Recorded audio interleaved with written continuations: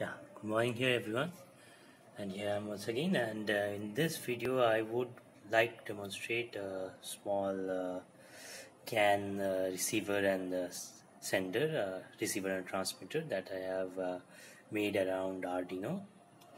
So what we have here are two CAN modules actually, at the receiver side and at the sender side. So this is the sender, the Arduino Mega, having this MCP2515 module.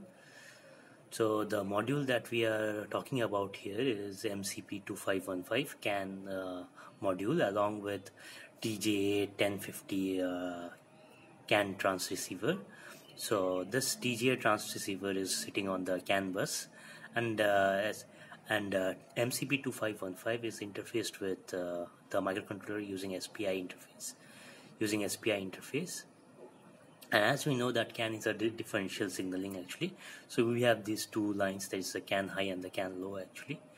So along with this we have at the receiver side, this is the receiver side, so where again we have Arduino UNO actually. So in the Arduino UNO we have interfaced with again MCP2515. there is an MCP2515 chip that you can see here, and it is interfaced using SPI. You can see here these are the SPI lines. So along with SPI we have this transceiver TJ1050 CAN transceiver. So as you can see here, this is the transceiver, the small chip. This is the TJ1050 transceiver.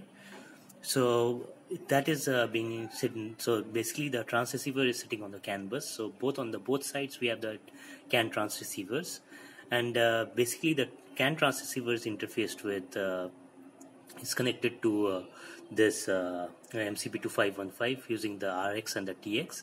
These are the RX TX lines, and the MCP2515 is in turn interfaced with the controller using the SPI actually. So what we have here is the SPI.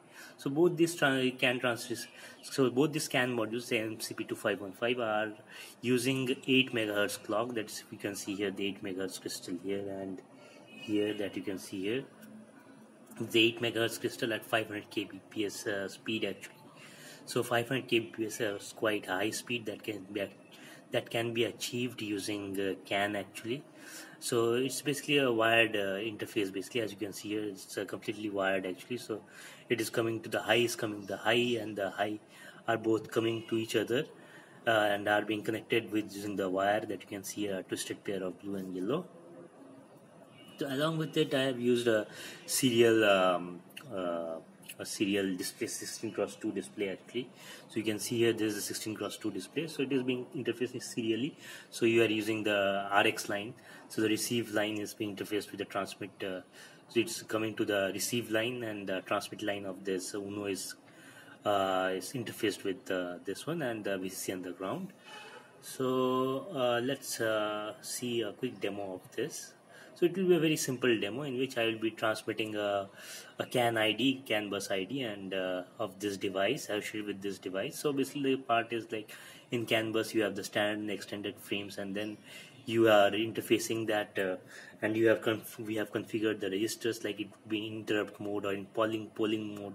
So we have configured the interrupt mode actually for this module driver actually. In the module driver we have configured the register as interrupt mode, and then we have configured the other register settings related to the RX buff and other settings for sleep and power and other stuff.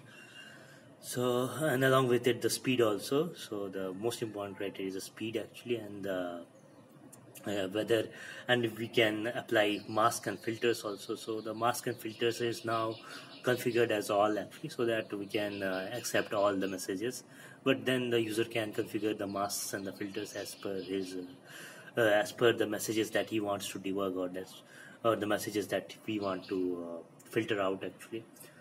So, or we want to process based on that actually. So based on that we are having these settings in the driver of the MCP2515, in which we have configured the register settings and the filters and the masks and the extended frames and the standard frames.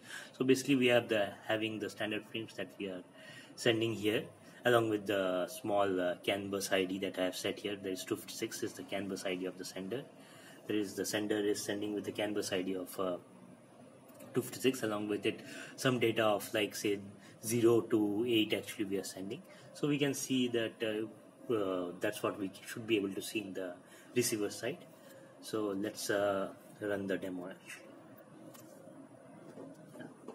Here we power up the receiver.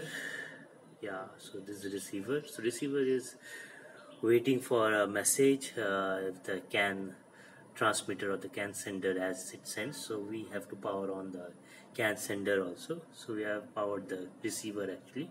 So let's power on the sender also. So I am powering up the sender. So we can see that what happens after that. Yes, so here we received this message. This first one is the CAN BusID of the device actually. So CAN BusID of this device is 256. That's what I have set for this sender. And then after that some bytes of data that I have sent, say 0 to 7, yeah, 8 bytes of data. So this is what a small demo would look like for CAN. Yeah, of course we can extend it very much further because it's on a single bus. There is CAN bus, so we can interface with multiple such MCP2515 and along with a CAN transceiver like TJ1050 CAN transceiver module. So both should be fine. So that's about it about this CAN small demo on CAN. More information can be found on the data sheet of MCP2515. So I would request users to refer the data sheet of MCP2515 along with the CAN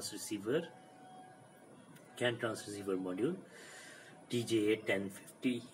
That's what the module consists of. So one side we have the SPI and the other side we have the CAN signals. So basically that's how it is, the interfacing goes actually. Thanks for watching. Have a nice day. Thank you.